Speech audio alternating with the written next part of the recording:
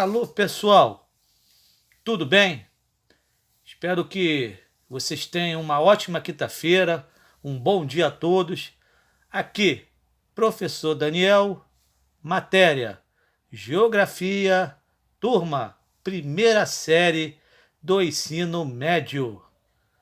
Então, pessoal, nós vamos falar sobre o que é o comércio efetivamente, galera. As suas divisões, e as suas utilidades no dia a dia, tá bom, galera? Tá aqui o título, a turma e a nossa escola, Educandário São Jerônimo. Então vamos lá, continuando. Está aqui, efetivamente, o que é o comércio, galera. Tá assim, comércio é a troca de produtos. Antigamente, as trocas eram feitas por produtos de valor desconhecido, onde cada um valorizava o seu produto. Hoje, a troca é feita de forma indireta. Uma pessoa troca o seu dinheiro pelo produto que deseja.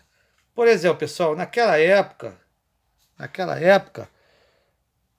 o comércio era feito na descoberta do Brasil em 1500, entre portugueses e os índios, eram feitos por escambo. O que era o escambo?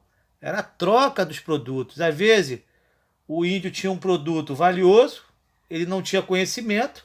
Às vezes, o português, malandro, esperto, ele estava com uma barra de ouro e o português trocava por um pente, por um espelho, por um broche. Então, o índio não tinha noção do que estava sendo enganado. Hoje, nós trocamos o produto pelo dinheiro ou pelo cartão. Se eu vou comprar um tênis, eu vou fazer o quê? Eu vou pagar o tênis em cartão ou dinheiro. Tudo bem, galera? Continuando. Aí tá lá. A invenção do dinheiro contribuiu para que simplificasse a promoção do desenvolvimento do comércio. Como assim, pessoal? Eu comecei a vender produtos tendo em vista eu ter lucro. Eu posso ter o meu dinheiro vendendo o meu determinado produto. Então vamos lá. O comércio pode estar relacionado com a economia formal. Quando você fala de economia formal, é aquela economia que a pessoa tem o quê? Carteira assinada, está registrado dentro da lei. Então tá assim, o comércio pode estar relacionado com a economia que é firma registrada dentro da lei, ou a economia informal, que são firmas sem registros. São os famosos camelô ou ambulantes, que eles trabalham sem preocupação de pagar um imposto. O que entra para a parte do dinheiro, eles não precisam pagar, de repente, o INSS para, de repente, no futuro se aposentar, pagar os impostos. É o que entra e o que é guardado. Aí está ali, o comércio informal traz prejuízos ao país, porque todo mundo sabe que a maioria dos produtos desses ambulantes e camelô são de procedência duvidosa. Ou às vezes são o quê? São réplicas. Nós vemos aí em feiras famosas, em Madureira, em feiras livres, que eles vendem um Nike, um Adidas, um relógio que é réplica e às vezes vende por um preço abaixo do valor normal. Eu já tive um relógio Cássio que, a meus olhos, era um relógio original, mas era uma réplica. Então isso acaba ocasionando problemas para o produto que está no mercado direitinho, pagando imposto, e a pessoa está vendendo a réplica, está vendendo o quê? O famoso produto pirata. Isso ocasiona o quê? Altíssimos prejuízos àquela empresa que produz esse produto. Tá assim. O mercado é o lugar público onde negociantes expõem e vendem o seu produto. O surgimento do mercado como um espaço físico ocorreu na antiguidade, antes da invenção do dinheiro. Hoje, o mercado, ele, além de vender o produto, ele vende serviços para que possa manter, saciar aquela situação do consumismo que nós temos. Então tá aqui, ó, independentemente da existência do dinheiro e a oferta e a procura por mercadorias ou serviços que permitiam que a existência do comércio. Na época da antiguidade se vendia de tudo, só não dava para vender a sogra, senão ficava chato, né? Mas se pudesse, algumas pessoas venderiam a sua sogra. Brincadeiras à parte, vamos continuar. Então, quando você fala do comércio, nós vamos dividir o comércio, de repente, em duas situações. A primeira seria o comércio interno. Quando toda palavra que você ouve de interno quer dizer dentro. É o comércio feito dentro do seu país, da sua cidade, do seu município ou do seu estado. A partir desse princípio, que é o comércio feito dentro do lugar. Tá assim, o comércio interno é aquele que se realiza dentro de um país, em comparação com os países altamente industrializados. O Brasil apresenta um comércio interno ainda em crescimento. Quando você fala sobre a economia brasileira, todos os governos que se passaram até hoje, até o governo atual, é preferível que se faça o comércio interno do que o comércio externo, que nós vamos ver daqui a pouco. Porque é melhor você ter o dinheiro rolando dentro do país do que ele possa sair e não voltar. Então, se eu estou comprando produtos dentro do meu país, eu estou aquecendo o quê? A economia e o comércio. É o que já não acontece com essa questão da pandemia do Covid-19. Nós estamos vendo o comércio fechado e entrando em colapso. Por quê? Não se pode abrir o comércio devido a essa pandemia, ao contágio. Então, algumas empresas, alguns comércios estão declarando o quê? Falência. Isso é muito ruim. E está aqui, o Brasil apresenta um comércio interno ainda em crescimento. Isso explica alguns fatores, que seriam esses. Por exemplo, pela existência de profundos desequilíbrios regionais, é claro que você não vai comparar São Paulo, de repente, com a Paraíba. Não desmerecendo a Paraíba, pessoal, não entendam mal. Mas assim, o comércio de São Paulo é muito mais forte que o comércio da Paraíba. O Rio de Janeiro, Minas Gerais, tem um comércio mais forte que, de repente, em outros lugares. Pela especialização de algumas áreas na produção de mercadorias, que são diretamente para o mercado externo. Por exemplo, você tem produtos pontuais que são vendidos dentro do país e outros que vão para o mercado externo, para que haja o que? Um lucro do governo, em cima de quê? De impostos. Tranquilo? Vamos continuar. Você tem também o quê? Pela limitação dos meios de transporte em relação ao tamanho do território nacional. Isso é um problema muito sério que o Brasil passa devido ao quê? À sua extensão, à sua dimensão. Nem todos os estados do Brasil, que são 27, 26 estados, mais o Distrito Federal, de repente, a infraestrutura de transporte ela não é boa. Ela tem problemas. Até no Rio de Janeiro, nós temos problemas na infraestrutura, tanto no setor rodoviário, no setor ferroviário, no setor marítimo, no transporte aéreo, que você tem o quê? Problemas, você tem algumas dificuldades, tudo bem? Você também tem o quê? A elevada concentração de renda, que limita o poder de compra de uma parte da população. Para os mais pobres, a maior parcela da população brasileira ou do mundo, o consumo restringe-se o quê? A produtos básicos, produtos de necessidade básica, como o quê? Alimentação e vestuário. Quem tem um poder aquisitivo maior, de repente vai comprar o quê? Mais produtos. Entendeu? Isso é uma coisa que tem dentro do contexto quando você fala de renda. A menor renda vai se preocupar o quê? Em produtos básicos, como alimentos e vestuário. Temos aqui um exemplo prático de um mercado onde se vende produtos alimentícios para o dia a dia. Por exemplo, nós temos também o comércio externo, que agora nós vamos falar do comércio externo, que é o seguinte: o comércio externo ele é feito fora do país, para que o país ele possa o quê? Ganhar e ter lucros. Por exemplo, o comércio externo, as compras e as vendas são realizadas entre países que constituem o comércio exterior ou internacional. O comércio exterior é indispensável, pois todos os países dispõem de quê? De produtos para vender. Precisam comprar outros que não possuem. Por exemplo, está aqui, quando o Brasil vende um produto para outro país, ele está fazendo o quê? Ele está exportando.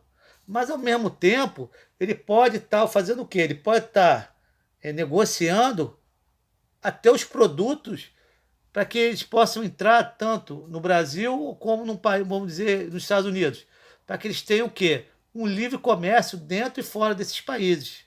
Por exemplo, a entrada e a saída de mercadorias são feitas pelos aeroportos, pelos portos e respectivas fronteiras terrestres.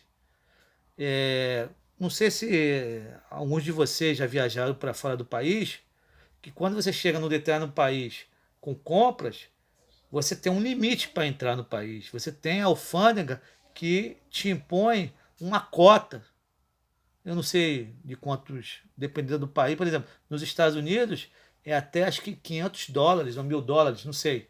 Se você ultrapassar a cota, você perde alguns produtos. Então isso acontece com muita frequência aonde? Nas alfândegas, nas áreas aduaneiras dos respectivos países, tudo bem? Por exemplo, aportes marítimos de mar, oceanos, fluviais de rios e lacustres de lagos. Os portos e aeroportos são indispensáveis ao comércio exterior. Por quê? Porque eles facilitam a exportação e a importação para tanto dentro e fora do país. Nós temos aqui um exemplo, pessoal, de um porto, onde você tem o sistema portuário, onde você está vendo esses containers sendo levados por alguns navios cargueiros. Por exemplo, o sistema portuário é importante via de entrada e saída de mercadorias e até de pessoas. Tudo bem, garotada? Então, continuando. Aí você tem aqui alguns produtos que são exportados para fora do Brasil. Por exemplo, você tem a soja, o café, o açúcar, o minério de ferro, as carnes, a laranja, calçados, automóveis, máquinas e alguns produtos principais. Por exemplo, eu sempre falo para os meus alunos que quando você fala de produtos, tantos produtos manufaturados e produtos que são derivados do minério, o Brasil é um dos países que sempre está entre os 3 primeiros com produtos. Entendeu? Então você tem isso no dia a dia, galera. Então, tranquilo? Então tá aqui, ó.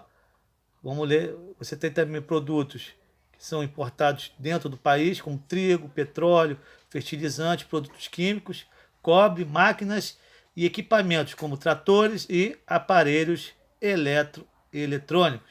Então tá aí, galera, a nossa primeira situação de comércio.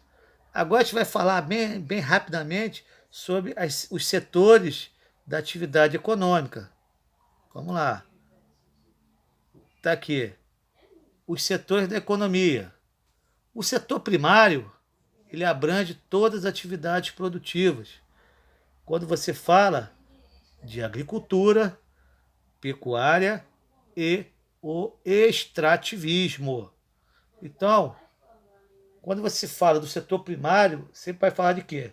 De agricultura, de pecuária e de extrativismo, sendo ele mineral, animal e vegetal. Estão relacionados à exploração de recursos naturais e à produção de matéria-prima, que será absorvida pelo outro setor da economia, conhecido como setor secundário. Olha só, vamos entender. O setor primário está ligado com o quê? Com as atividades que você tira onde? Da natureza. Seria o quê? Você retira, você extrai da natureza e você vai levar para onde? Para ser produzido, para virar um produto, para virar um bem de consumo, aonde? No setor secundário. Está aqui. No setor secundário. Vamos lá. O setor secundário, ele integra atividades voltadas para a indústria, produção de bens de consumo, construção civil e geração de quê? De energia. A indústria, por exemplo, é responsável pela transformação dos recursos naturais e da matéria-prima que é extraída, que é proveniente do setor primário, em bens de consumo e produtos o quê? Industrializados. É o produto final. É quando que eu vou voltar a falar. Quando você retira da natureza, você extrai e você leva para onde? Você leva para ser vendido nos mercados consumidores. Tudo bem? Então a gente vai falar agora também da questão do setor terciário. O setor terciário, pessoal, ele é um setor que ele é ligado muito ao comércio e prestadores de serviços. Por exemplo, professor Daniel, eu sou um prestador de serviço. Eu negocio as minhas horas de aula com o empregador, ele vai me dar a quantidade de tempos que eu tenho que dar aula e no final do mês eu vou receber o quê? Um salário. Então, todo, todo prestador de serviço, ele troca o seu serviço por um salário. Tudo bem? Então vamos lá. O setor terciário, ele representa as atividades ligadas à prestação de serviço e ao comércio. Até aí, sem dúvida, tranquilo? Dentre elas, podemos citar, quando você fala do comércio, a compra e venda de diversos tipos de mercadorias. Você tem o comércio varejista e o comércio atacadista. O varejista, quando você compra a varejo, e o atacadista, você compra e larga, escala. Então você tem essas informações. Por exemplo, quando você presta serviço público a uma empresa pública, federal, estadual e município, você vai prestar alguns serviços financeiros, serviços hospitalares. Então, isso é feito quando você vai negociar com a pessoa jurídica, que é o governo. O governo ele pode ser estadual, federal ou municipal. Aí você tem também outras situações aqui, professores, engenheiros.